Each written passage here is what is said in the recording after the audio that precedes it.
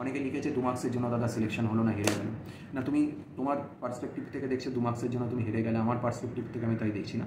আমি যেটা দেখছি সেটা হচ্ছে তুমি সাকসেস থেকে আর 2 মার্কস দূরে আছো, এবং এই 2 মার্কসের গ্যাপ দূর করার জন্য তোমার কাছে এখনও 6টা মাস পড়ে রয়েছে। এই 6টা মাস যদি তুমি পরিশ্রম করে রাখো, এই 2 মার্কস কি তুমি 2 মার্কসের অনেক বেশি পাবে এবং অবশ্যই সিলেকশন পাবে। সাফল্যের কতটা কাছাকাছি আছো তুমি সেটাকে পরিমাপ করবে না, তাই না? সুতরাং এই বলতে গেলে সেই ঠাকুর শ্রী রামকৃষ্ণের সেই কথাটা চলে আসে যে নিষ্পলক নয়নের নিঃশব্দ বাণী নিরন্তর বলে চলেছে, ওরে তুই পারবি, ঠিক পারবি, তোকে পারতেই হবে।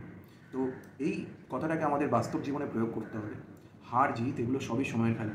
আজকে তুমি সফল হতে পারোনি, কালকে তুমি সফল হবে, কালকে তোমার সময় আসবে। সামনে এতগুলো পরীক্ষা রয়েছে, ক্লার্কশিপ রয়েছে, নতুন মিসলেনিয়াস রয়েছে, আগে ক্লার্কশিপের মেন্স রয়েছে, নতুন এমটিএস রয়েছে, সিএইচএসএল রয়েছে।